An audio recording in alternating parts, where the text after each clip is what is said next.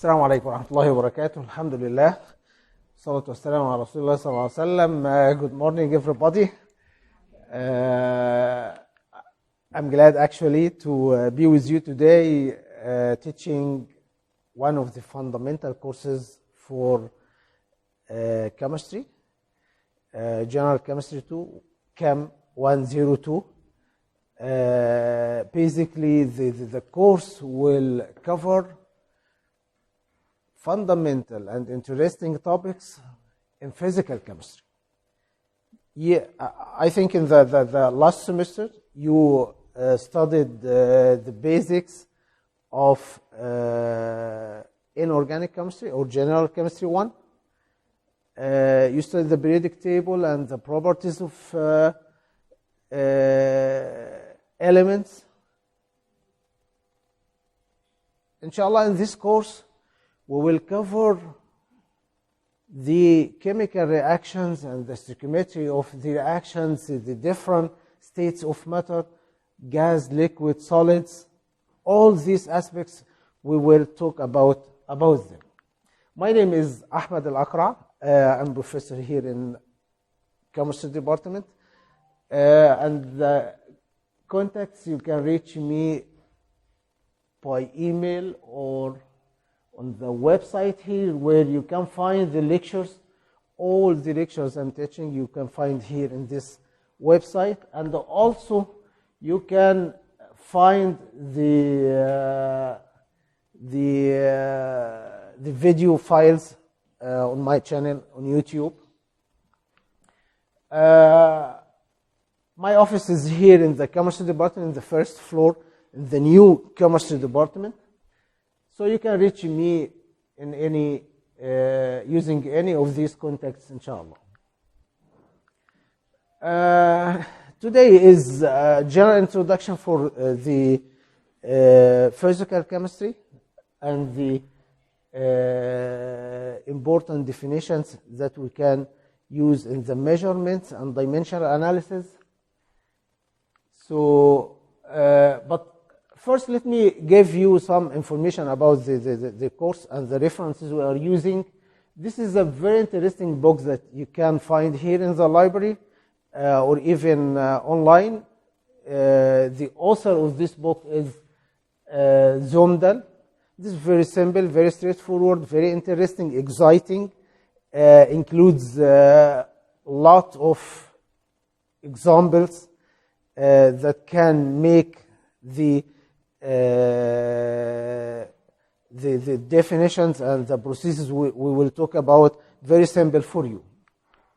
This is another book. Some other colleagues use the other one for Brown, and this book is also available in the library, or you can use the note of chemistry department. We have note here for Chem 102. And the assessment in this course, you know that we will have, by the end of the course, 2-hour unseen written examination for 60 marks, and we will have a midterm examination, about 50 minutes, for 10 marks, and also you will have a lab work for 30 marks, so total you have 100 marks. And regarding the attendance policy, you will need to attend at least 70% of the lectures to be eligible to enter the final exam. Generally, the content of the course, as I said, today we will talk about the general introduction for the course, the uncertainty in measurements and the dimensional analysis, and later we will talk about the state of matters. States of matter include all the fundamental aspects of gases, and then we'll talk about liquids and solids, and then we will talk about the thermochemistry. The next slide, I will explain for you the importance of thermochemistry to inspect the spontaneity of chemical reactions. And we'll also cover the terms of concentrations and solutions. All these materials will be covered in this course, inshallah. and then I will talk about chemical equilibrium and ionic equilibrium by the end of the course. So let us talk about the flow of presentation. Today we'll talk about the states convergence, equation and stoichiometry, units, precision and accuracy, significance figures, dimensional analysis, limiting reactor. This is the titles I'm gonna cover in this lecture, inshallah. So pay me attention to understand. Chemistry. If you look around here, everywhere, you will find chemistry alive.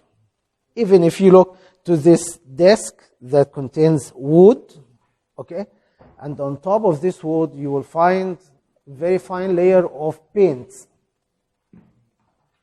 This paint is basically a chemical compound, okay? And the absorption of paints on the wood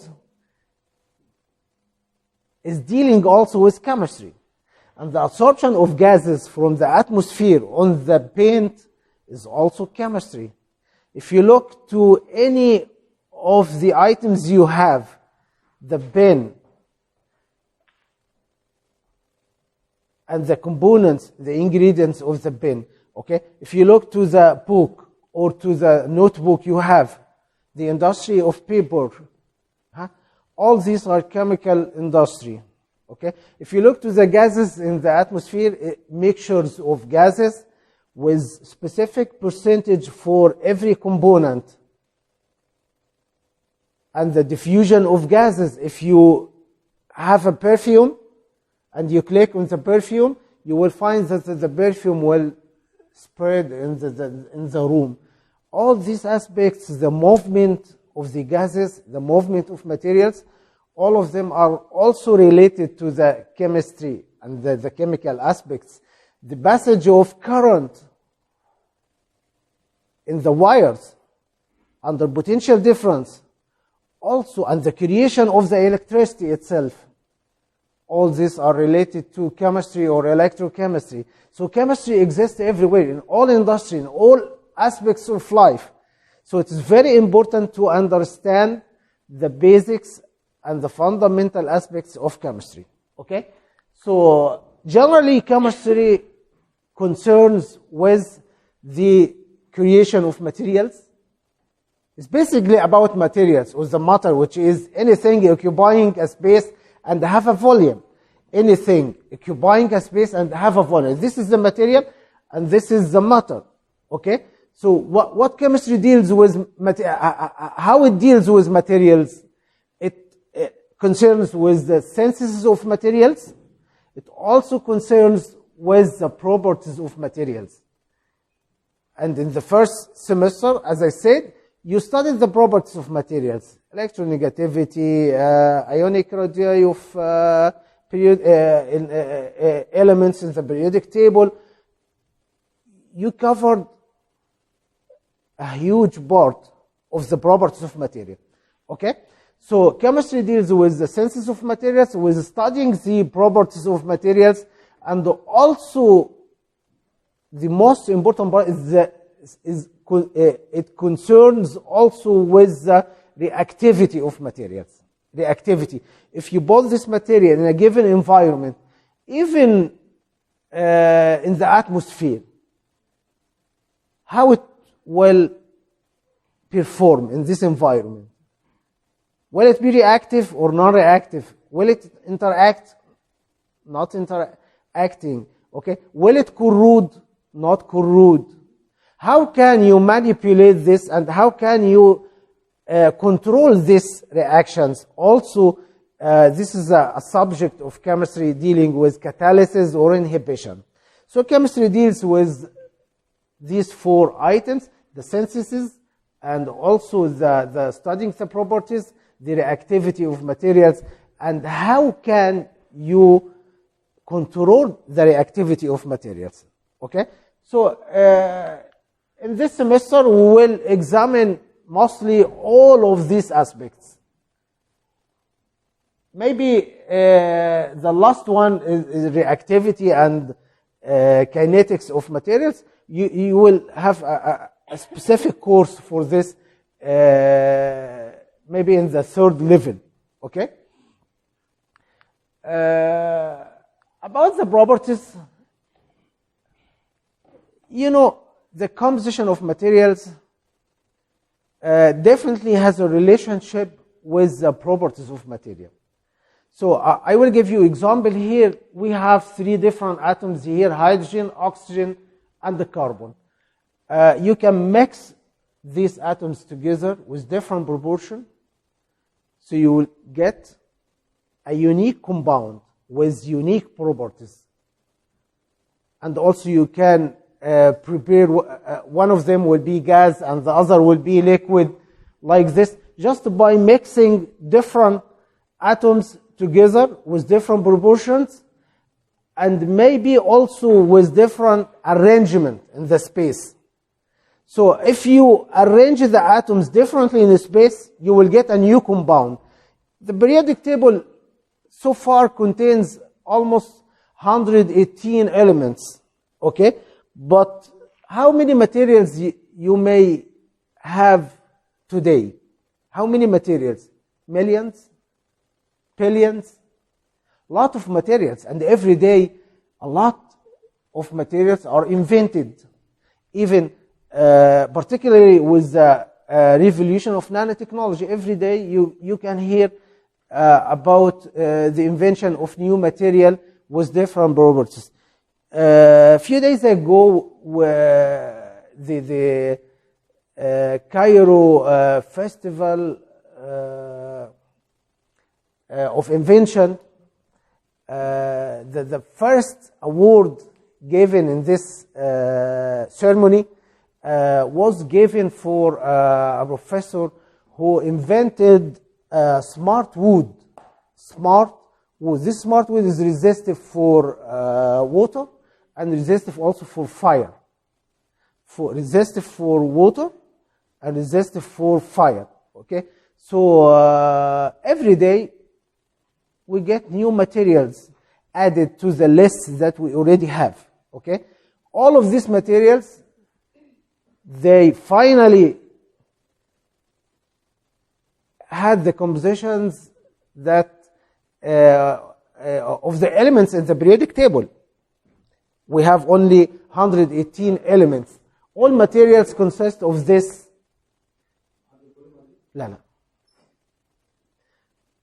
Are basically composed of these 118 elements. Okay? So for these materials, we have hydrogen, oxygen, carbon. If you mix 2 atoms of oxygen, you will have an oxygen molecule, which is a gas. 1 oxygen with 2 hydrogen, you will get water, which is a liquid. Of course, at ambient conditions, 1 atmosphere and room temperature. If you mix 1 carbon with 2 oxygen, you will get carbon dioxide, which is a gas.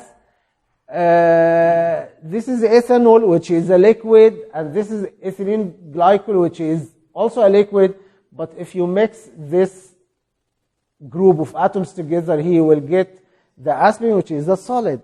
So if you mix different atoms together, you will get a new compound. If you arrange the atoms differently in space, you will get also a new compound. So the composition can influence the properties of material, So let us now talk about the classification of materials. If we want to classify the materials based on the variable composition, this composition may be variable or not variable. For those which are variable, so we will talk about mixtures of sodium hydroxide with water. This is variable composition. Variable composition, you can mix 1 gram of sodium hydroxide with 2 gram of water, or the opposite. So you will have the choice to mix differently. They can have different compositions. So we'll talk here about mixtures. Okay, these mixtures, if not variable composition, so you will talk about pure substances. Pure substances like sodium metal, like sodium hydroxide, even the compound, Sodium hydroxide without water. Sodium hydroxide is a pure substance, sodium hydroxide. HCl is a pure substance itself, okay? So this is the main classification. So materials are classified to mixtures or pure material. For the mixtures, we have another classification based on the mixing of materials together. I talked about sodium hydroxide and the water. If you mix them together, you can have a homogeneous mixture. So they are classified based on the possibility of mixing together to end up with a single phase. These are called homogeneous mixtures. And the example for this, the first part here is not is still distinguishable. Distinguishable parts, they are not mixing together to have a single phase. So these are called heterogeneous mixtures. Heterogeneous mixtures like water with oil. Water with oil, if you mix them together, you will get two different layers, okay? The other one, as I said, like water with sodium hydroxide, this is homogeneous mixtures, and this is one of the examples, water plus sodium chloride. If you mix them together, you will end up with a single phase, so this is a homogeneous mixture, okay? So we finish now this part about the mixtures, and let us go to the pure substances. Pure substances also, we have two different types based on the types of atoms. If these atoms of the same type or of different type, if they are of the same type, so we will have elements. And the elements in the periodic table can exist in two different types, in the atomic state or in the molecular state. We will see this after talking about the other class here. Elements, if they are in the same type or if they are not in the same type, we will have compounds. For compounds, example of this is like HCl and sodium hydroxide. And definitely you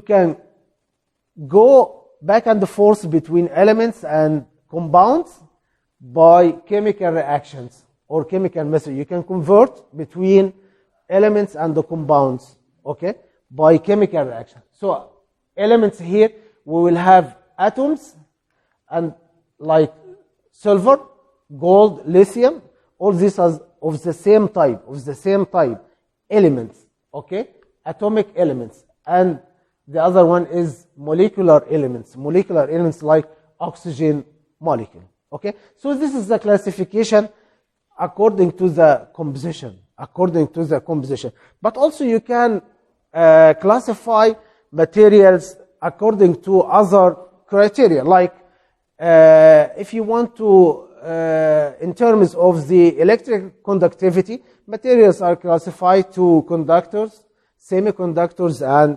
insulators. And superconductors may be also another class, okay? If you classify about the functionality, materials can be polymers, can be ceramics, can be metals, non-metals, okay? So we have several classifications for material. Also, you can classify materials according to their state. So, according to the state, materials can be gas, can be liquid, can be solid. Okay,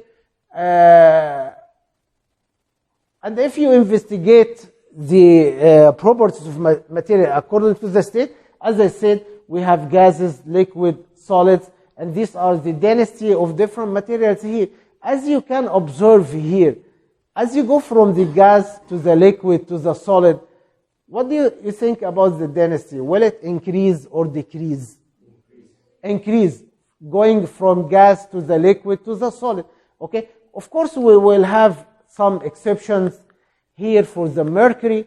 Mercury is a liquid, but still yet its density is much higher than other. This is the exception for the liquid. Okay, what this density, actually the main factor that affects the density of the materials is the interatomic distance between the particles, interatomic distance, and also the attraction forces between the particles. Okay, so on going from the gas to the liquid, you can observe that the density and the intermolecular forces increase from gas to the liquid to the solid. The intermolecular forces increase, and also the interatomic distance and volume decrease. Okay, so you should think about the properties of the material when you classify materials according to their states. Okay. Let us now classify also the different modes of motions in the material. Okay. So you say that the mercury has a high density than liquid. Yes. Then what is the exception? Why is it it has a high density than the... This is a unique feature for the element itself. Okay? For the mercury, the density is very high compared to the other materials here. And this is a natural feature for the mercury. Okay? This is related to the intermolecular forces, which is very high in the mercury. Okay? And the small distance between the particles. This is the reason. Okay? And we will talk about the different properties of the different states of materials. And one of these interesting properties or features for materials is their ability to move. Their ability to move. You can look to this wood, and you may think that nothing is moving in this wood, okay, because it is solid. But now you will learn that even solids, they have specific type of motions, okay. So basically, the modes of motions is translational, and in the translational, the whole atom, the molecule, change its position. Okay, this is called translational. Okay, the other one is called rotational. Okay, and it involves the spinning of the whole molecule around an axis, spinning the whole molecule around an axis. These two types, as I said here, the motion of the whole molecule, concerned with the motion of the whole molecule. Okay, the third type of motion is the vibrational. Yes.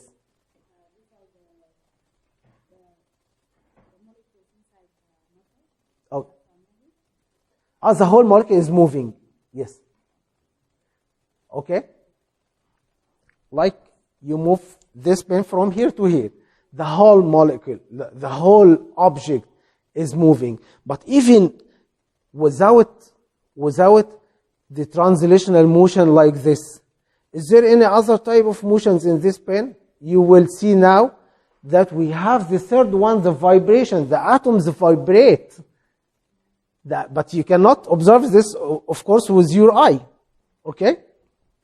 So the third mode of motion is the vibrational, which is concerned with the motion within the molecule. Within the molecule. Atoms may vibrate, may stretch, may bend.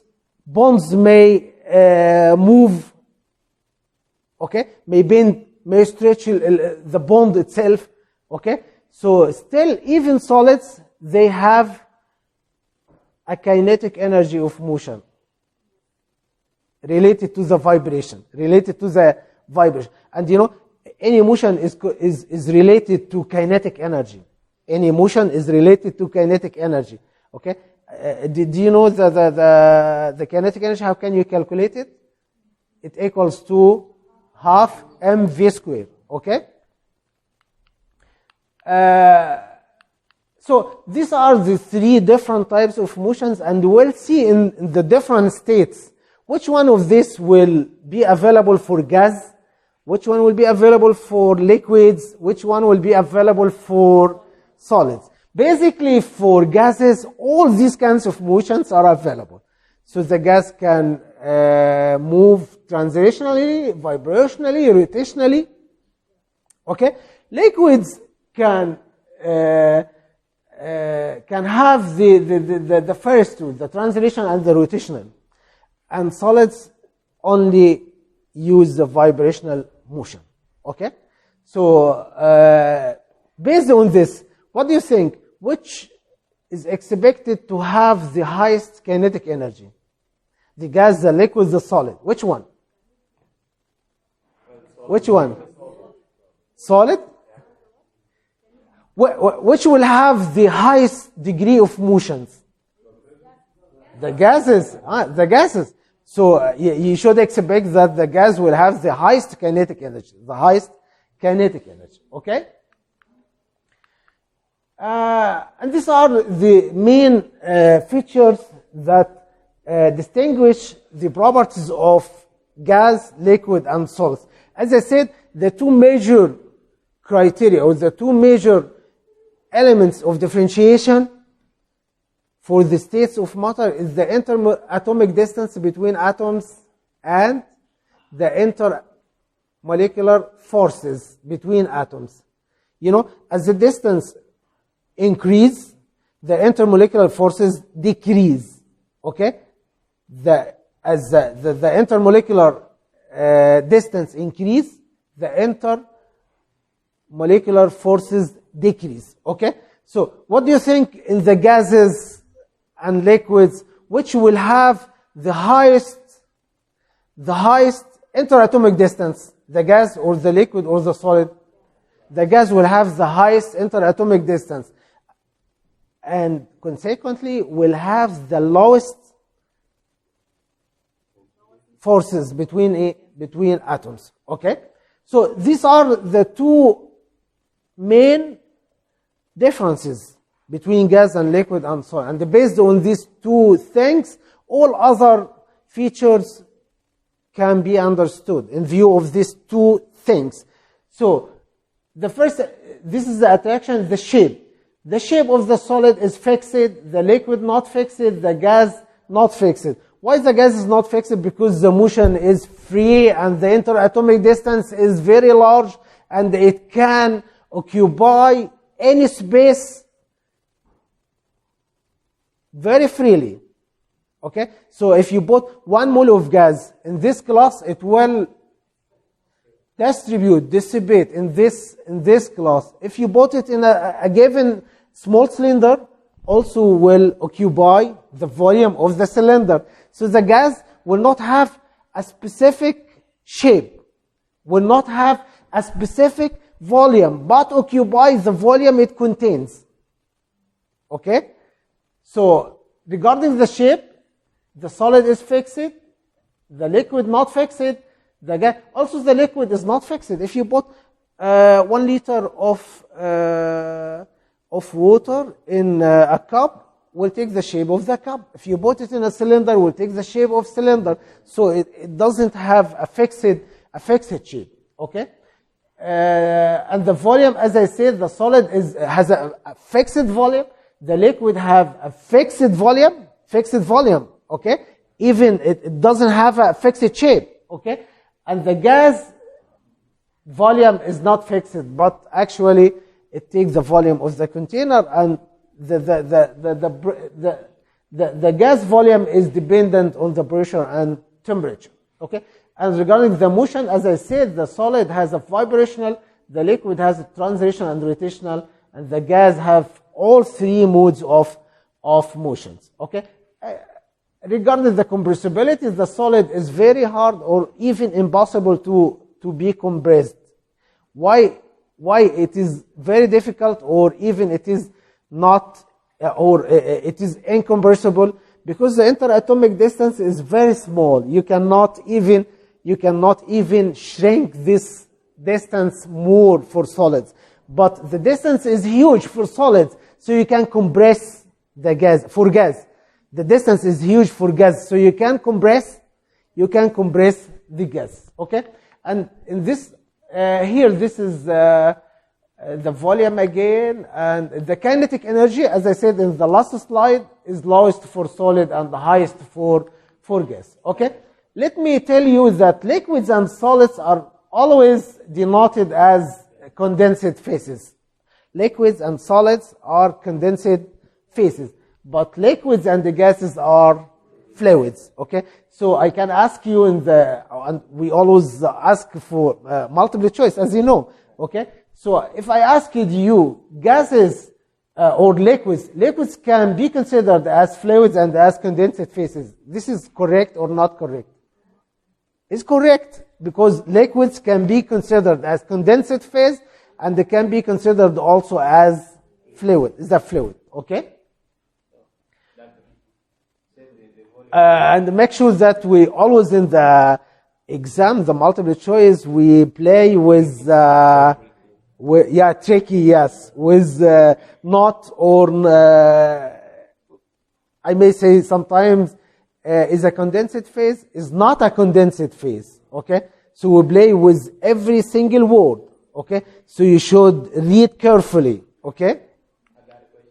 Yes, and here more differentiations between gas and liquid can be found, like the probability to flow of the gas is very easy, but for the solid is almost impossible. Okay, more you can read this slide. We summarize the whole things about the different things between gas, liquid, and solids. Okay, if you look to the periodic table, you will find we have very few elements in the gaseous state, like the hydrogen gas and the noble gases here with nitrogen, oxygen, and fluorine and chlorine. Very few gases, but most of the fundamental studies are carried for a long time for gases, because is more simple, because most of them, they have the noble properties. The attraction forces are very weak.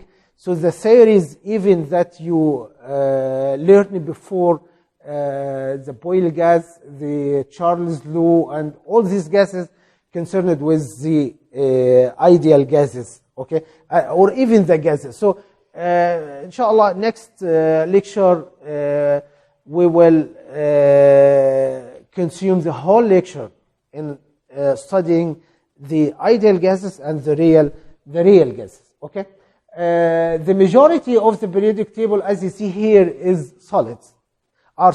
Okay, and the gases can exist in the atomic, in the elemental state, and also in the molecular state. So this is our molecular gases: hydrogen, nitrogen, oxygen, and these are a few examples of the elemental gases. Okay, it also exists in compounds like HF, HCl, HBr, carbon monoxide, carbon dioxide. So gases can exist in the elemental state, can exist in the molecular state, can exist in the compound also, in the form of compounds. Conversion of state. So this process, the conversion of solid, from solid to the liquid, what does this indicate, or what is the name of this process? What's the name of this process? The conversion from solid to liquid is called melting. Okay, melting, right? Okay, and the opposite is freezing. Okay, this is a typical question in the midterm, I guess. The conversion process, okay, from one state to another. Okay, so from liquid to gas, what's the name of this process? Is vaporization, right? Okay, and the opposite from gas to the liquid? is condensation, okay? Condensation. Okay, how about from solid to the gas? Directly, without passing by the liquid state. The direct conversion of solid to gas without passing by the liquid state. I think you heard about this process. تسامي، ها مش سمعتوا عن التسامي؟ التسامي is the sublimation. Sublimation in the naphthalene. Sometimes you mix naphthalene materials with the clothes to protect it. ها محدش منكم قبل كده حط نفتالين مثلا مسافر او حاجه فحط نفتالين في الدولاب عشان الهدوم ما يحصلهاش، ها عشان بيحصل ايه؟ بيحصل فابورايزيشن ليه، فايه ما بتحولش الليكويد ستيت ولا حاجه. اوكي. So this process is called sublimation. The direct conversion from the, this is very important for the midterm exam. Okay, from the solid to the gas is called sublimation. The opposite of this process, what do you think about the name of this process? Okay, it's called deposition. The direct conversion from the gas to the solid is called deposition. Okay, so I want from you to understand and also remember this terminology. Okay, the conversions from a state to another state. Okay, this is very important for the exam. And here you can find the definition. The sublimation is the conversion of a state from the solid phase directly to a gas phase without passing by the liquid state. And the opposite of this process is the deposition. Okay, boiling point.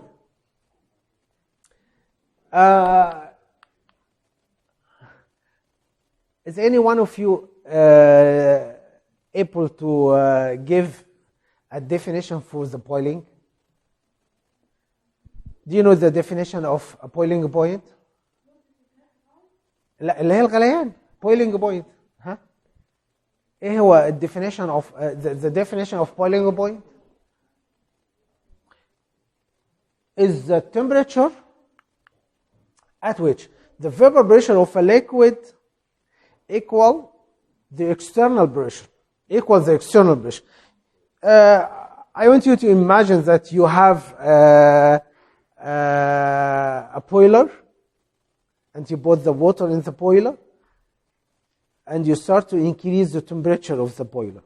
Okay, either electrically or by the oven, okay, or any other source. Okay, the temperature will go up.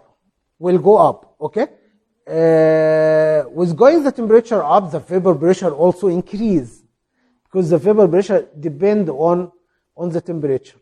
Okay, the vapor pressure increase until the vapor pressure of the liquid become exactly the same as the external pressure. At this point, the water start to boil. Okay, so this is the boiling point of the material. Is the temperature at which the vapor pressure of the liquid is exactly the same as the external pressure. And if the external pressure is 1 atmosphere, then the point is called the normal boiling point. Okay, so we'll differentiate between the boiling point and the normal boiling point. Normal boiling point means that we are dealing with the external pressure, the 1 atmosphere. The normal atmosphere. But you know that this is the sea level. This is the sea level. 1 atmosphere is the sea level. But if you go up, the pressure will decrease from 1 atmosphere. So you will have a new boiling point. Water at 1 atmosphere boils at 100 degrees Celsius.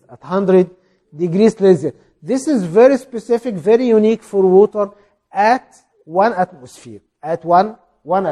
So boiling point is the temperature at which the vapor pressure of the liquid equal the external atmospheric pressure. And if the external atmospheric pressure is 1 atmosphere, the point will be the normal boiling point. How about the normal melting or freezing point? the melting point or freezing point is the temperature at which the vapor pressure of the liquid equals the vapor pressure of the solid. Okay? So at the melting and at the freezing, the vapor pressure of the liquid equals the vapor pressure of the solid. So all these definitions are very important. Okay, let us now talk about the chemical reactions and the stoichiometry. You heard about balancing chemical equations before, okay? So for this reaction, balancing actually is originated from the law of mass action, or the principle of conservation of materials. So, like energy, materials cannot be destroyed, cannot be created, okay? Is conserved, material is conserved. So if you started with 1 mole of methane gas that contains 1 mole of carbon atoms and 4 moles of hydrogen atoms, you should end up with the same number of moles of the elements. Okay? So for this equation, do you think, is it balanced? At the beginning, you should know that this reaction is one of the combustion reactions. Is the combustion. Okay? So this is a fuel and this is the oxidant. So it's called a combustion reaction. Okay? And normally the combustion reactions ends up with carbon dioxide and water. So if I give you in the exam, just I told you a certain fuel is subjected to a combustion, I don't need to tell you that the reaction will be with oxygen and the products will be normally carbon dioxide and water. Okay? So you should connect this together. Combustion means a fuel is reacted with oxygen to give carbon dioxide and water. So these are the main constituents of the equation. Okay? Okay? So the next thing, you need to think about the balancing. Or we will give it a new termination this semester, is the stoichiometry of the equation. Stoichiometry. How many moles of methane will be reacted with how many moles of oxygen to give how many moles of carbon dioxide and how many moles of water. This is called the stoichiometry of the chemical reaction. Stoichiometry. And the stoichiometry is elucidated after you balance the equation. After you balance the equation. So let us balance this equation now. This is not balanced, of course, because if you basically see here we have 4 hydrogen atoms, but here we have 2 hydrogen atoms. So how can you balance this equation? First of all, when you balance an equation, you should think first about the least repeated elements. The least repeated element. Which one here? You start here with hydrogen or oxygen or carbon? No. Carbon. Least repeated. Hydrogen is here. And sometimes you will find hydrogen is repeated in other compounds. Oxygen here, as you can see, exists in 3 compounds. Okay? In 3 compounds. So ignore oxygen. So now we compare between carbon and hydrogen. Hydrogen also, as I said, you can find it in several compounds in other equations. So I should not pay attention at the beginning for hydrogen or for oxygen. You should think about the odd elements. Okay? And we start here from the beginning. Carbon. Here we have 1 carbon atom and here we have 1 carbon. So carbon is balanced, no problem. Okay? So the other thing here, we have 4 hydrogen, but here we have 2. How can I balance this? Can I make this compound H4O? Why? This is another compound. Even it's not existing. Even we don't have a compound with the composition H4O. Ignore this. But now you have a different compound. You have a different compound. You do not have the permission to change the composition of the compounds when you balance a given equation. Okay? So this is a rule. Okay? You do not have the permission to change the compound, the composition of the compound, when you balance a given equation. Okay? So ignore this. So how can you balance? Now, you should put here 2. Okay? So now we will have 2H2O. Okay? Okay. So next we'll look to the oxygen. How many oxygen we have here? 2 oxygen, or 1 oxygen. 1 oxygen molecule, but 2 oxygen atoms. Okay? And here we have how many oxygen? 2. And here, so in the right side hand, we have here 4 atoms, and in the left hand side we have 2 atoms. So how can you solve this? How can you deal with this? Okay? So you should. Can I add something here? No. Why no? Because we already balanced carbon. We already balanced hydrogen. Anything here will disturb the balancing. Okay? So you don't have the permission to change anything here after you balance it. Okay? So the only thing that you can make here is to add 2 here in front of oxygen molecule. Okay? So now the equation will become CH4 plus 2 oxygen atom will give CO2 plus 2 H2O. Okay? So it's very simple, the balancing. From now and on, okay? Once I give you any equation, it is not obligation for me to tell you that whether it is balanced or not balanced. It is your job to balance the equation before working with any equation. Okay? This is the trick in the exam. Even in the next chapters, after 10 lectures, I may give you another topic, okay? And in between, I may give you a single equation. I will not announce, or I will not tell you that is it balanced or not. But if you do not balance the equation, everything next will be wrong. Okay? So balancing the equation is very important. Okay? And this is called the stoichiometry of the equation. So the stoichiometry, how can you read the stoichiometry? If I ask you about is 1 mole of CH4 interact with 2 moles to give 1 mole and 2 moles. So it is 1 to 2, 1 to 2. Okay? So the stoichiometry is justified by balancing. It's justified by balancing. Okay? Okay, the chemical equations, if you look to equation like the last one that we discussed here, okay? So the equation should describe the nature of materials, like carbon dioxide or hydrogen or water, the nature of the molecules involving.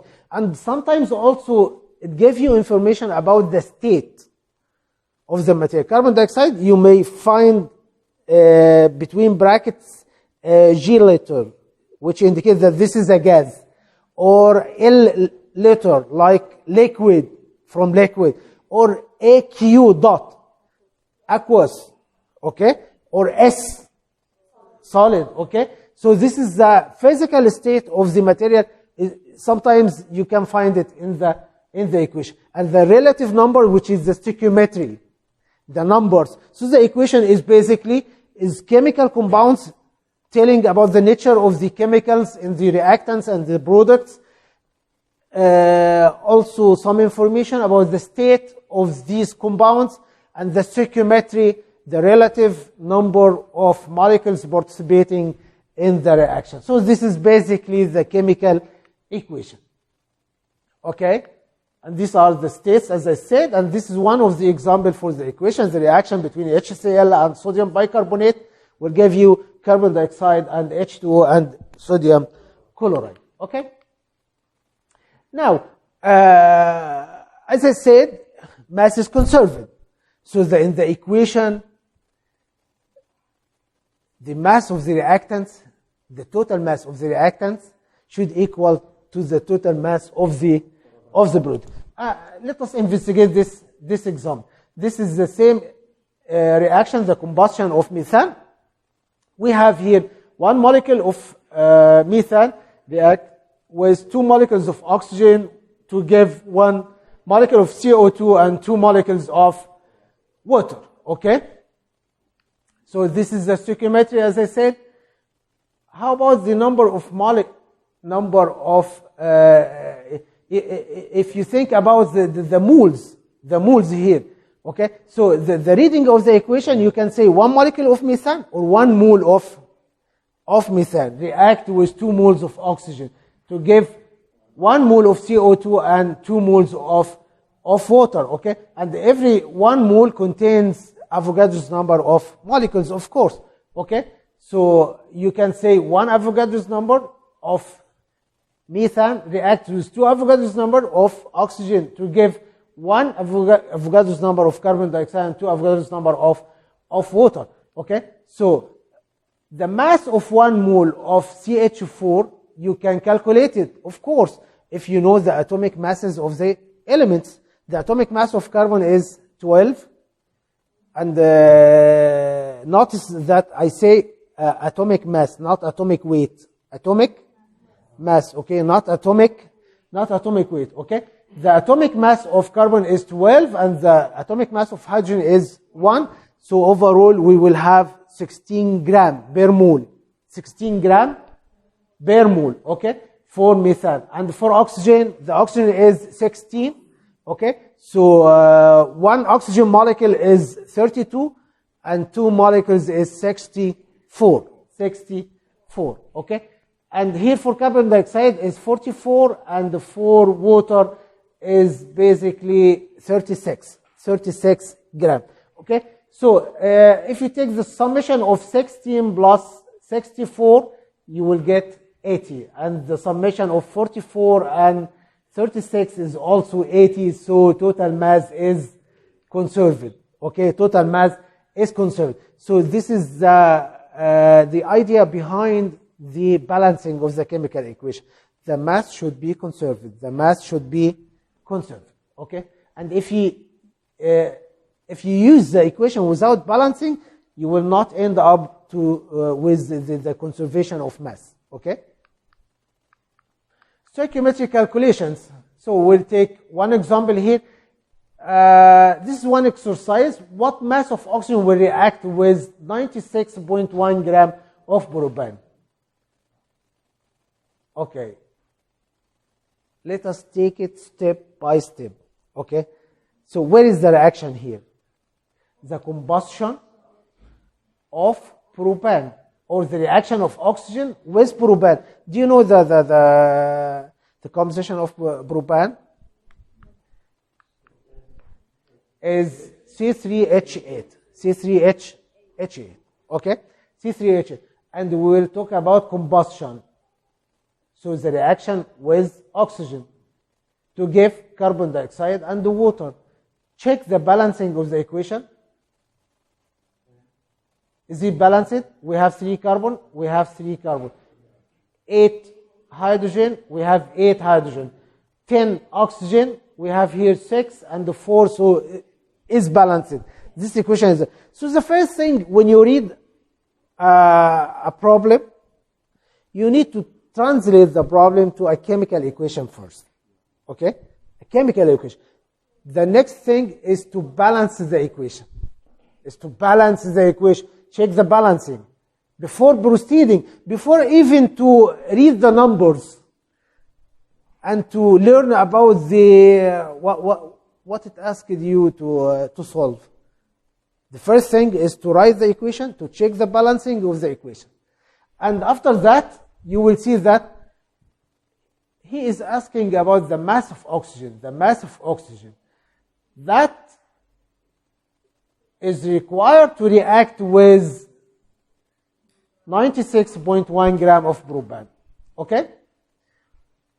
Is it easy now? So, the stoichiometry of the equation, what does it tell us here? It tells us that for every single mole of propane, you will need how many moles of oxygen? 5 moles. Can you convert this to masses? 1 mole, can you convert it to mass? Of course possible. Can you convert this also to mass? Of course we can. Okay, if you multiply 5 with 32, this is the mass. If you multiply this 1 with the molar mass of propane, so this is the mass, or the opposite. Okay, so 1 mole of propane.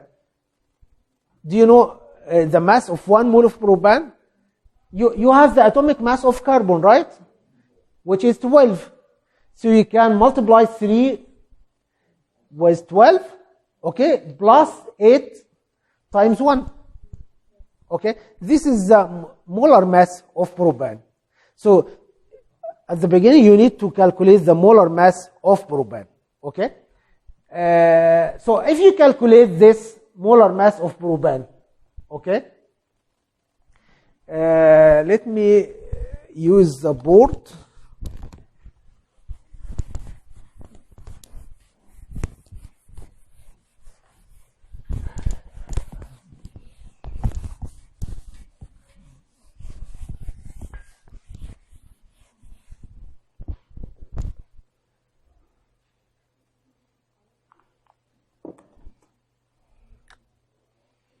Okay, this is propane.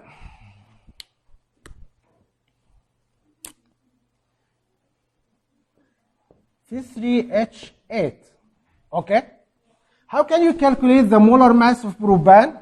We'll say 3 carbon atoms times 12 plus 8 atoms times 1. So, this is okay, 36, and this is 8, so this is 44. 44 gram per mole.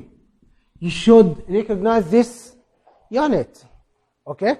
So this is 44 gram per mole. And how about the oxygen?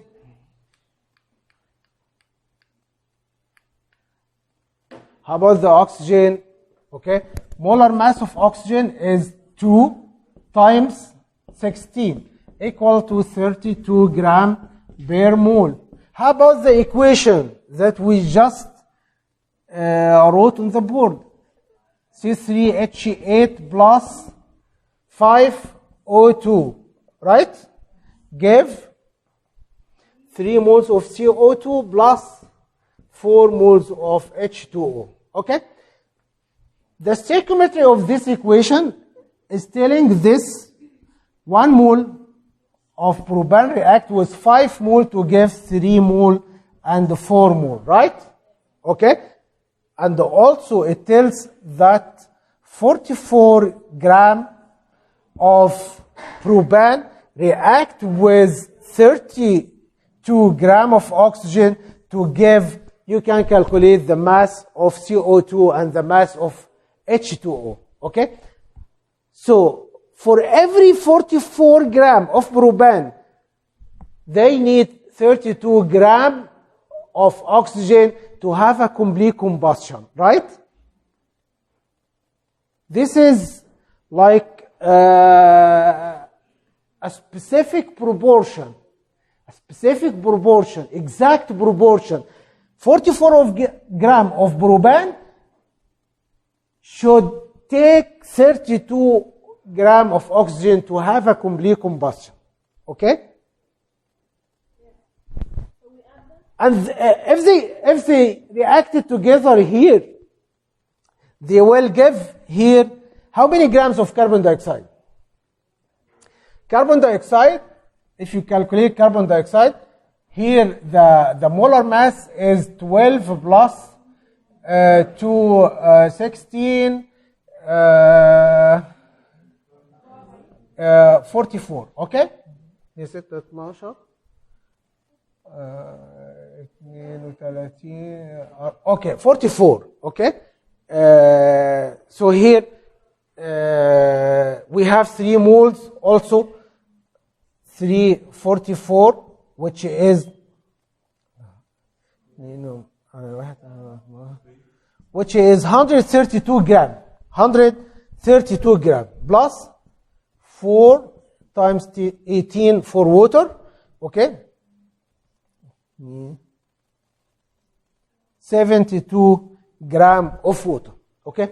I want you to understand the significance of the chemical equations.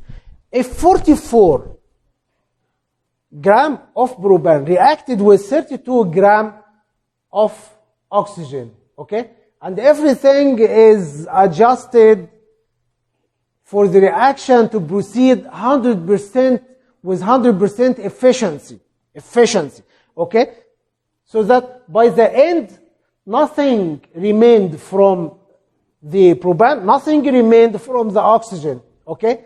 This will end up to have 132 gram of carbon dioxide, 72 gram of water.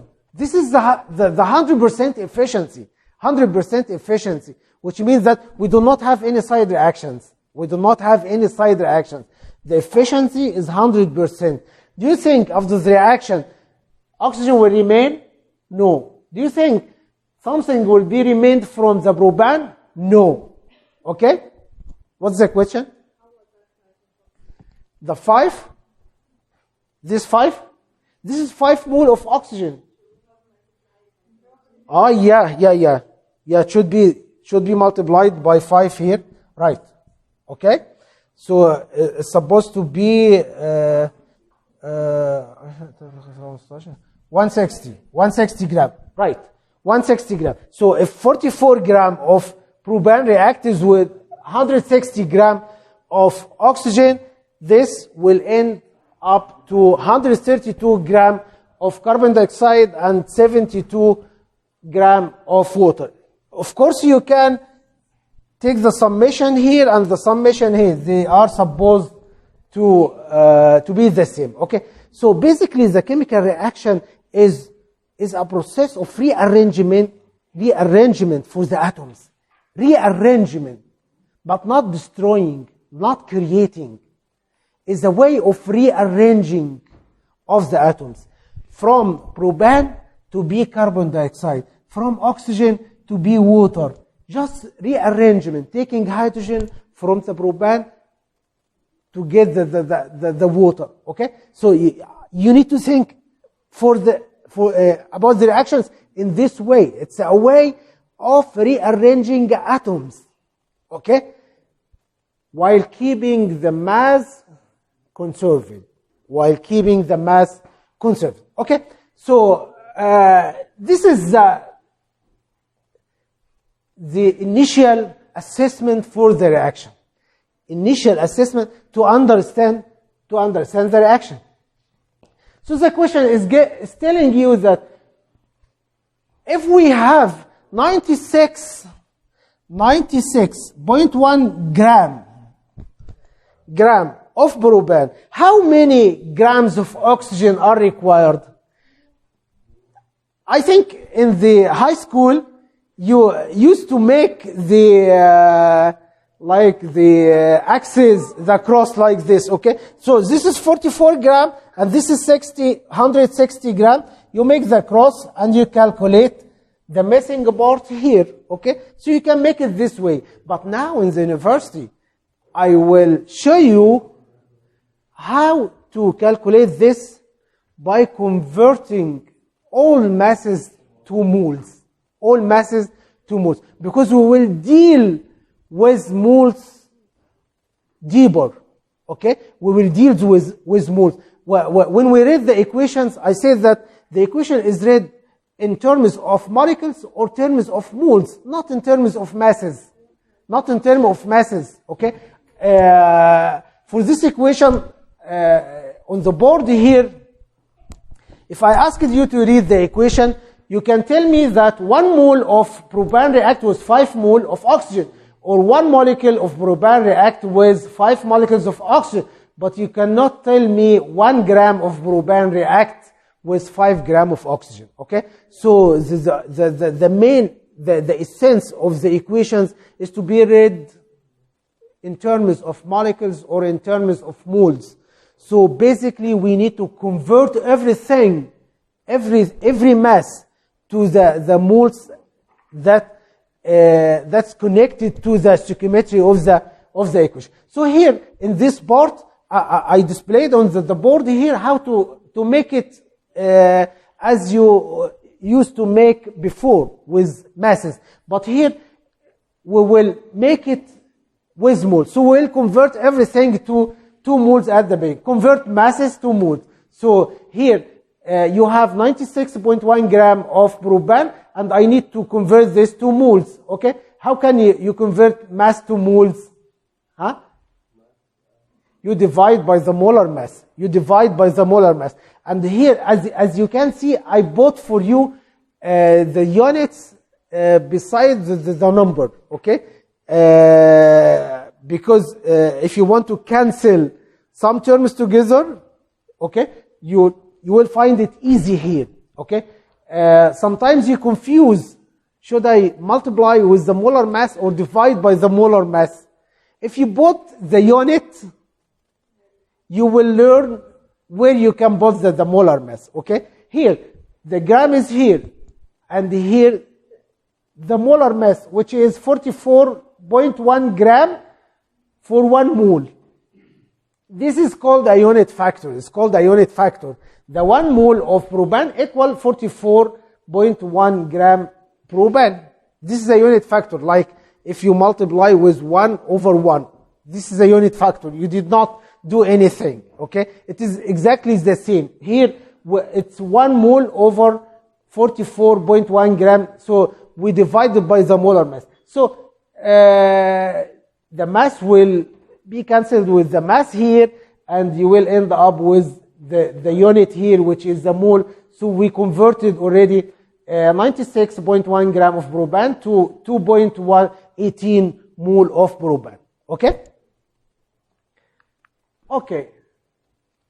We will investigate now from the stoichiometry of the equation 2.18 mole of propan. How many moles of oxygen it requires or it needs to be to react to have a complete combustion? Okay?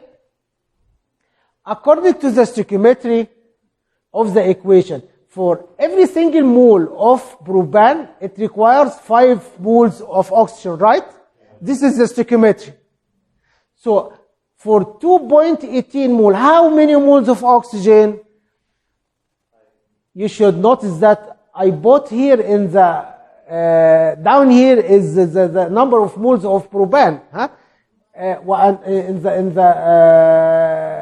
Here in the above part here, we put the moles of oxygen. So you can cancel the moles of propan with the mole of propan here to end up with 10.9 mole of oxygen. Yes? It's supposed to be molar mass, right? It's supposed to be? Molar mass. No, not the molar mass. We are investigating the stoichiometry. Here in the equation, I told you that 1 mole of propan react with 5 mole. If I put here 2.18 mole, how many moles of oxygen? You can make the cross as well. This is what happened here, the cross here.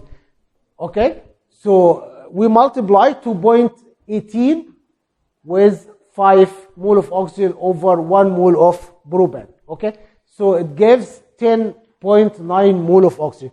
So now we could calculate the number of moles of oxygen that are necessary to react with 2.18 mole of propan. But the question that he asked at the beginning, not the number of moles of oxygen, but he asked about the mass of oxygen. How can you convert from moles oxygen to mass of oxygen? How can you make it? No, you multiply with molar mass of oxygen. Yeah, this is mole of oxygen. You multiply with 32 gram oxygen over 1 mole of oxygen. This will give 349 gram of oxygen. It is the same process. It is the same process like what we did on the board here. But I'm trying to, yes. I'm trying to make it a regular base for you to convert everything to moles at the beginning and to understand the equation in terms of moles, in terms of moles. Okay?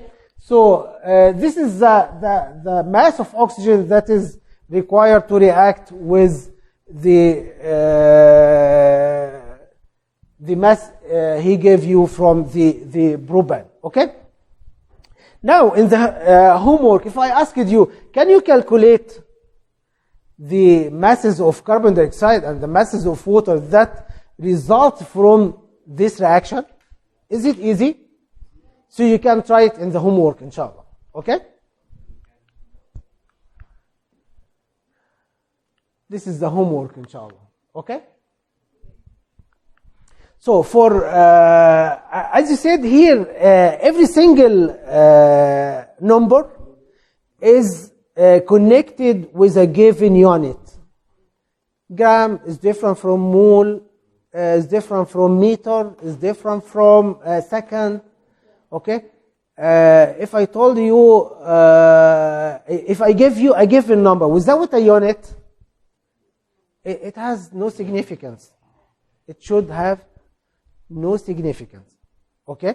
So, one of the important topics that we'll cover is the units and the units conversion. Units and units conversion.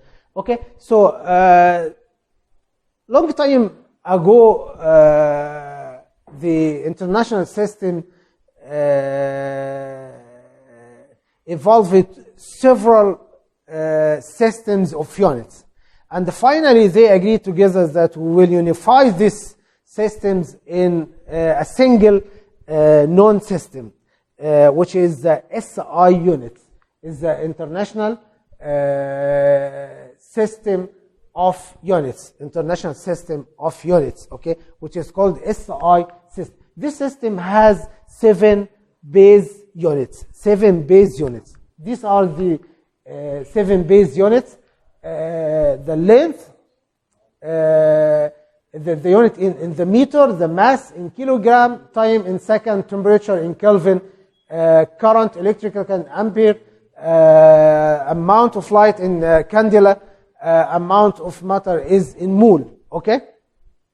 And these are the symbol of the unit. Symbol of the unit that if you write a given number, you put can be the symbol, not the unit. Not the unit, okay? The symbol of the unit, okay? So, sometimes you make a mistake when you write in the lab, like you put 10 mole, you put E by the end of the symbol, which is wrong, okay? So the symbol of the unit for the amount of matter is mole, M-O-L, M-O-L, okay? Without E, without E, okay? Also, you should differentiate between the different terms of units here and which have a small letter and which of them has a capital letter. Okay? So for this unit for mass is the kilogram. K is small, G is small. Okay? For the second, it is S, not S-E-C. Not S-E-C, okay, is only S, small s, is second, okay? For Kelvin is K capital. What's the difference between K capital and K small? You will see in the next slide, K small is a kilo. Is a prefix, not a unit, is a prefix kilo. But K capital is Kelvin, okay? So, this is one of the questions that we sometimes ask in the midterm. I give you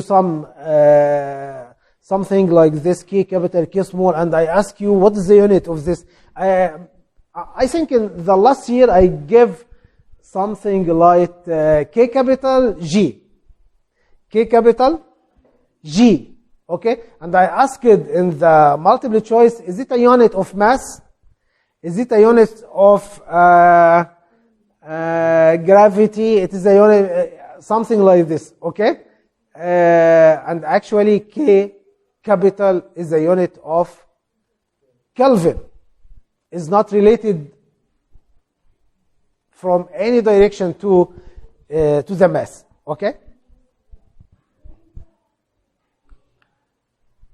Okay.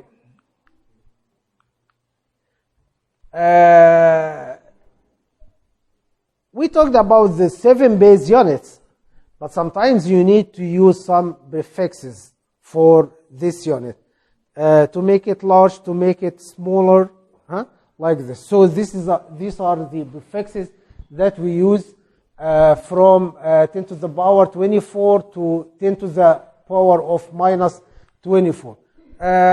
These are very famous for you, I think, is kilo. You can see that this is small k, okay, mega capital M, okay, giga capital G, tera capital T, and I think you are all familiar with this from using computers, and I need you also to memorize this prefixes. The DC, D small, is 10 to the power minus 1, because this is very, very familiar in the chemistry, and we'll see now the use of DC, liter, this here. And centi, milli, micro, nano. Nano is 10 to the power minus 9. This also should be very familiar to you. The pico 10 to the power of minus 12, and the femto to the minus 15. Okay, you should know all these prefixes and the significance of them. Okay. So some exercise, which is the smallest, 1 milligram, 1 microgram, or 1 picogram? Picogram. Okay. What's the name of the unit here? 10 to the minus 10? Nano, right? Nanogram. 10 to the minus 6 second? Micro. Okay. 10 to the minus 3 is milli.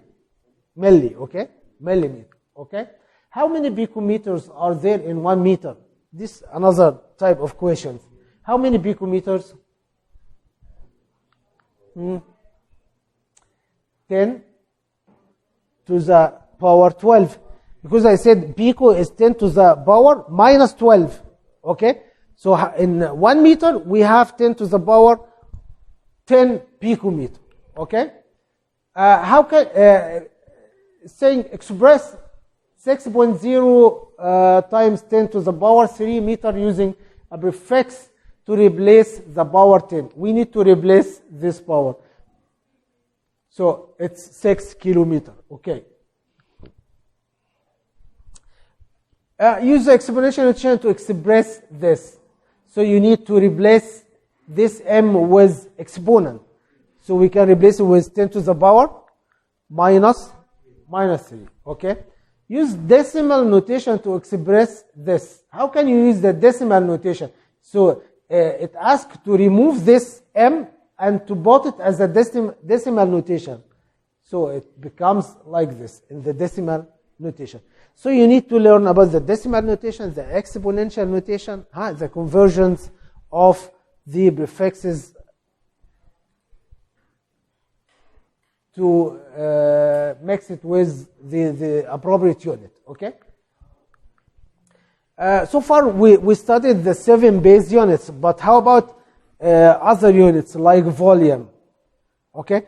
Actually, volume is derived from the length. Is derived also from the length. So we can make the deviation. Volume is not a fundamental SI unit, but is derived from the length. The volume of a cube, 1 meter each, is 1 meter cube. Look at this cube. This is the edge of the cube is 1 meter for each edge. Okay.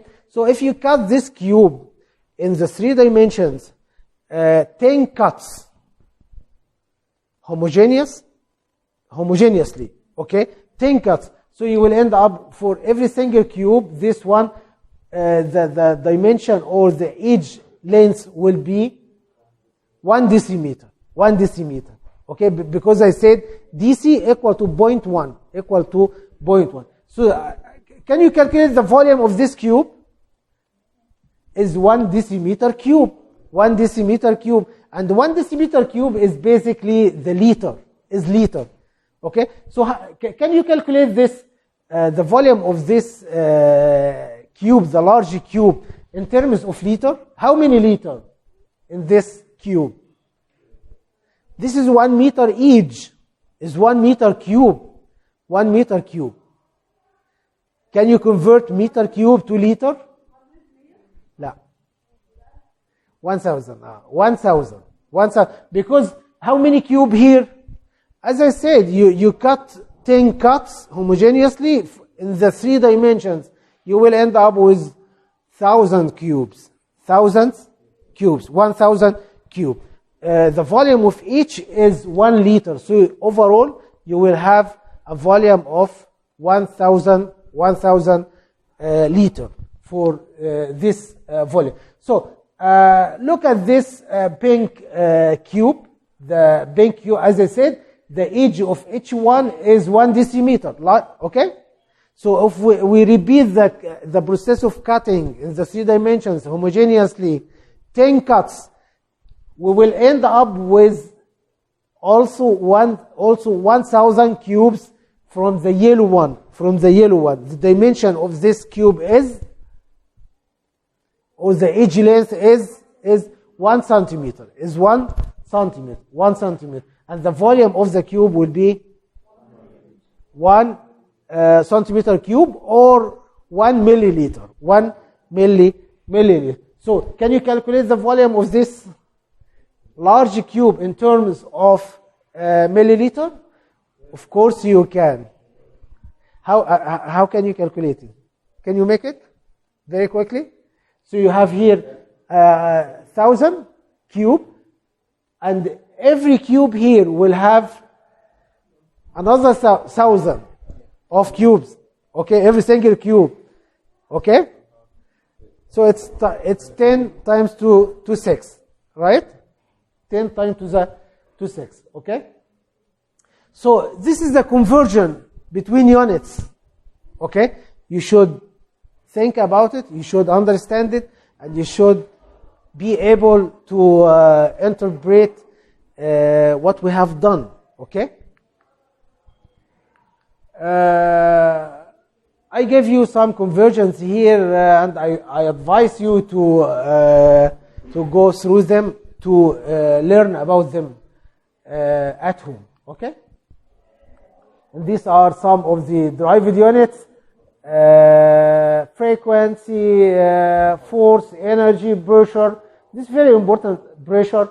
This is the unit, the SI unit, which is the Pascal. Power in watt. Okay. I think you already studied this in the high school before. Okay. But you should practice at home to calculate all this, and you convert between them. This is another units also, and the SI units of these functions. Okay. نعم يعني الحاجات البيزكس. يعني اقول لك مثلا البريشر مثلا اليونت بتاعته ايه؟ ها؟ الفورس مثلا، الانرجي، ها؟ لا الحاجات اللي هي الفاندامنتال البيزكس اللي هي في دماغك اصلا. فورس، الانرجي، البريشر، ازاي التحويلات ما بينهم لازم تبقى عارفاها، وعارفه الاس اي يونت بتاعتها. ها؟ الاس اي يونت، the SI unit should contain the 7 base units that I gave at the beginning. The meter for the length, kilogram for the mass, second for the time, etc. Okay. you notice here that I always focus on the unit of mass and the weight. The unit of weight is Newton, but the unit of mass is gram. Unit of mass is, so we usually say the atomic weight, but is actually the correct is to say the atomic mass. Okay? The temperature is a physical property that measures the degree of randomness in a given system. The degree of randomness in a given system. Okay? And also it tells about the motions and the kinetic energy of the system. Okay? So if you put a temperature probe or a thermometer now in the class here, it will read a certain degree which is related to the speed of air. But if we are in the summer, the speed of air will be higher and the temperature will be higher. So basically the temperature is an index to probe the motion, okay, of particles, okay, and also it measures the degree of randomness, okay, how it goes in a random motion, okay. It's different actually from heat. Heat is a type of energy, is the thermal energy. Heat is the thermal energy, okay. So to heat up a system, you provide energy. And you can put a probe to measure the temperature. So there is a big difference between the property and the energy you provided. The energy provided is called heat or called thermal energy, okay? But the randomness of the system and the motion, the degree of motions of the particles is measured by the property, which is the temperature, okay? And as you know, here the temperature, it determines the direction of heat flow. We are all familiar that heat is transferred from the hot object to the cold object, okay? Under the virtue of the temperature difference, under the virtue of the temperature difference, okay? So how about the different scales of temperature? We have several scales also for temperature. We are familiar with the Celsius and the Kelvin and the relationship between them, that the temperature in Kelvin equal to the temperature in Celsius plus 273.15, okay? This is, we are all familiar with this, but we will take another system today also, which is Fahrenheit. I think maybe you heard about Fahrenheit. This is very familiar in US. They use the Fahrenheit scale. Actually, all these scales are based on how they assign the degree of freezing and the degree of boiling of water at 1 atmosphere. Okay, the Celsius scale assigns 0 for 0 degrees Celsius for the melting of water, okay, and assigns 100 degrees for the boiling of water. How many steps between 0 and 100? How many steps? 100 steps between 0 and 100. How many steps? 100 steps. For the Kelvin scale, also assigned to 73.15 for the melting of or the freezing of water, and assigned 373.15 for the boiling. How many steps between both of them? 100. And therefore, the Celsius and Kelvin, the conversion between them is very simple because they have the same steps. They have the same steps. If I gave you a temperature of 40 Celsius, and I asked you to convert to Kelvin, it's very simple to add 273.50. So the conversion is very simple. If I gave you 300 Kelvin, and I asked you to convert to Celsius. Is it easy? You subtract 273.15 because they have 100 steps. So the conversion is very simple and very straightforward. But the problem in the Fahrenheit scale. The Fahrenheit scale assigns 32 degree Fahrenheit for the freezing of water. 32 degree Fahrenheit. And assign 212 for the boiling of water. How many steps between 212 and 32? How many steps? 180. 180. Okay? 180 between 212 and 32. The difference is 180. So this 180 in Fahrenheit scale correspond to the 100 steps in the in the Celsius and in the Kelvin state. So if you want to convert the process between Celsius and Fahrenheit, the process will not easy, will not as the conversion between Celsius and the Kelvin. Okay. So by the way, the 0 Kelvin is called the absolute zero temperature, which is the temperature at which the gas molecules stop to move. And this is the lowest attainable temperature. Okay? As I said, to convert from Celsius to Kelvin, you can use this equation. Okay? According to the Fahrenheit scale, water freezes at 32 degree Fahrenheit and boils at 212 degree Fahrenheit. So you look here to this scale. This is the Celsius, very familiar. Water freeze here at 0 Celsius and boil at 100. So the difference is 100 steps. And the Kelvin as well, between 273 and 373, also we have 100 steps. But here for the Fahrenheit, from 32 to 212, we have here how many steps? 180. Okay. So if you want to convert something from Celsius to Fahrenheit, you expect the degree will be higher or lower?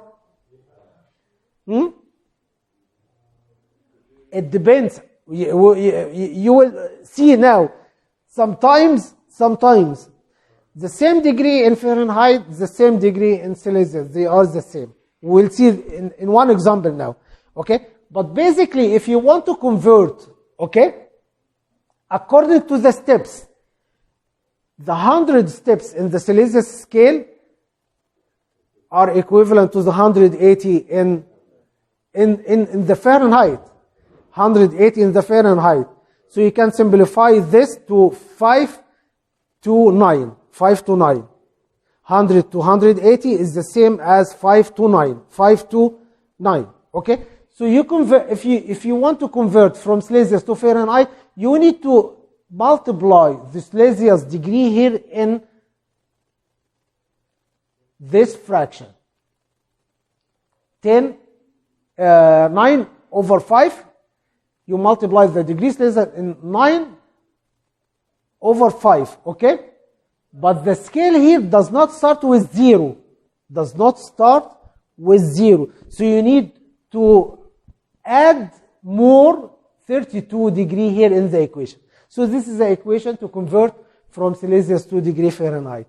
If I give you any temperature in Celsius, you need to multiply it by 9 over 5, and then you add 32 degree to give the degree in Fahrenheit.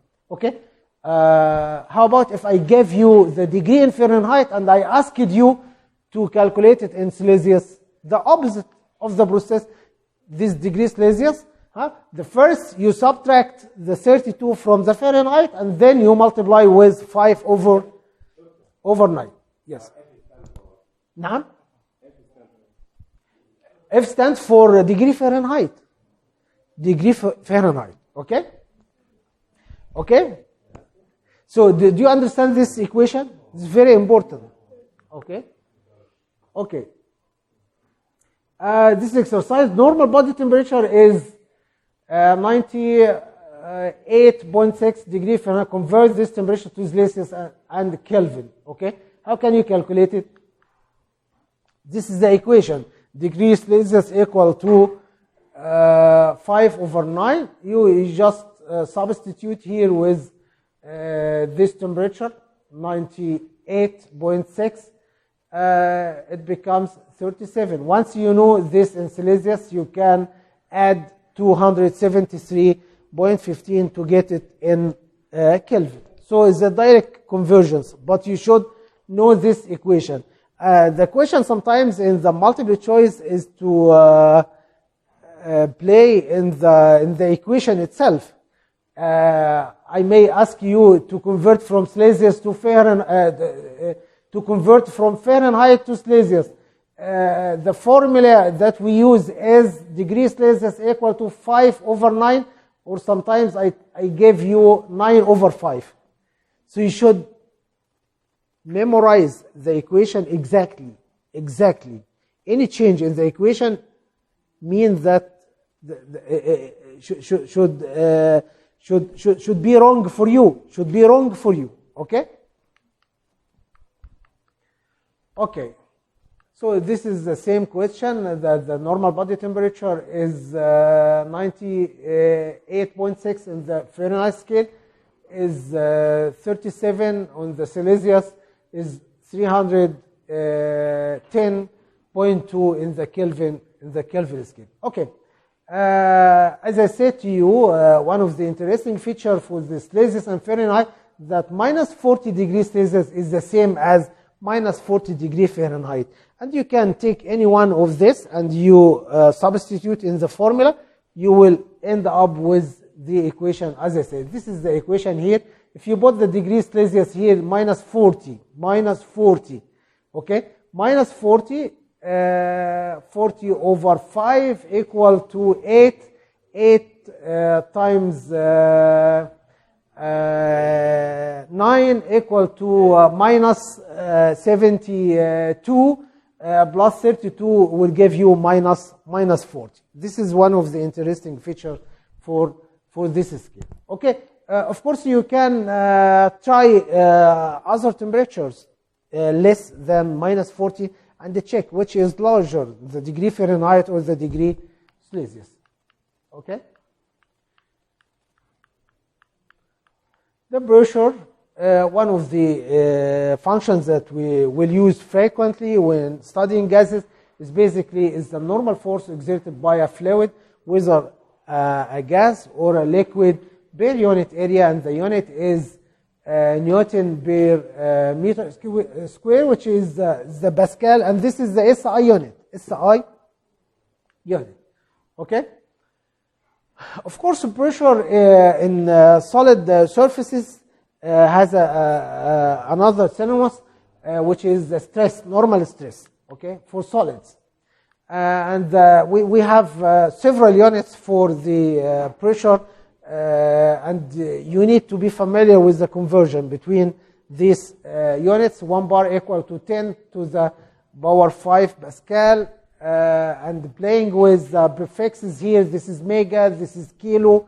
1 atmosphere equal to around 10 to the power 5 Pascal. And 1 atmosphere is very close to the 1 bar. And 1 atmosphere equal to 760 millimeter mercury, which is the torr. Okay? All these units, you should be familiar with all of them. The conversion between atmosphere, torr, millimeter mercury, centimeter mercury. Okay, so you need to be familiar with all these conversions. Measuring the pressure, basically we prepare a boot filled with mercury, and we prepare a glass tube filled with a mercury, and you invert it upside down in the boot, you will find raising the mercury inside the glass tube to a specific level based on the surrounding atmosphere. If we are in the standard atmosphere at the sea level, the level here will be 76 centimeter, 76 or 760 millimeter. This is the standard rising of mercury under the standard atmosphere. Okay? And this device is called barometer or Torricelli barometer that we measure the pressure with. As I said before, as you go at high elevations, the pressure goes down. This is at the sea level, 1 atmosphere, at 4 miles, 0.5, and as you go up, the pressure will go down. Okay? Pressure also can be measured relatively in manometers. If you have a container like this one containing a gas with a higher pressure, a lower pressure than the atmospheric pressure. So in this tube we will have mercury inside. Okay, if the atmospheric pressure is higher than the inside pressure here, the shape of the tube would be like this, like the letter L. Okay, and the height here is h. Then the pressure of the gas can be estimated from this equation: B atmospheric pressure minus BH, where BH equal to rho GH. Okay, you remember this from okay, rho GH. And the other one here is the opposite of this. If the pressure inside the glass tube here is higher than the atmospheric pressure, the leveling will go in the opposite direction, and the pressure will be P atmospheric plus BH. And if they have the same, if you are working under vacuum, so you ignore the atmospheric pressure, and the pressure of the gas will equal to pH. Okay? The units of the pressure can be expressed in two different systems in the CGS. CGS, this is a system of unit that represent the length in centimeter and the mass in gram. This is different from the SI system, okay? And the time in the second. So if you want to calculate the pressure of 1 atmosphere according to this system, by the way, the leveling in the barometer, the level here of mercury will be 76 centimeter, and the density of mercury is 13.6 gram per cubic centimeter. So and the acceleration due to gravity is 980 centimeter per second square. You can substitute in this equation pressure equal to force per area, and the force is basically mass times acceleration, and also mass you can substitute with the volume times density instead of mass. Okay, and then volume over area is basically length unit. So you will end up the splitting of the atmosphere or the unit of the pressure to a unit of length times unit of density times unit of acceleration, which is you can substitute with the density of mercury and the length. It elevates in the barometer, and you substitute with the acceleration. So you will find that 1 atmosphere equal to almost 1 times 10 to the power 6 gram centimeter minus 1 second minus 2. This is also called dyne centimeter minus dyne is the unit of force, as I said before, is force per unit area. So the question in the exam may display something like this. If I asked you, is this a unit of pressure? you would say, yes, this is the unit of pressure. If I changed anything here, if I added second, so it will not be a pressure unit, okay? It's the same apply for gram centimeter minus 1 second minus 2. If I made this instead of minus 2 plus 2, will it be a unit of pressure? It's not a unit of pressure, okay? So this is the nature of questioning in the exam, okay? The same thing can be applied for the SI system, but the elevation of mercury will be 0.76 meter, and the density of mercury will be expressed in gram per cubic meter, and the acceleration will be in meter second minus 2, so this will end up with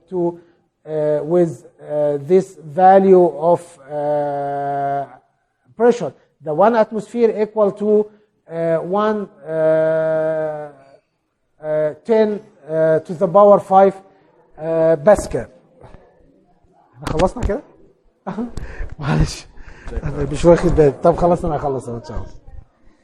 Okay, I think time passed very quickly. Okay, I will stop here and continue next lecture inshallah. Do you have any question?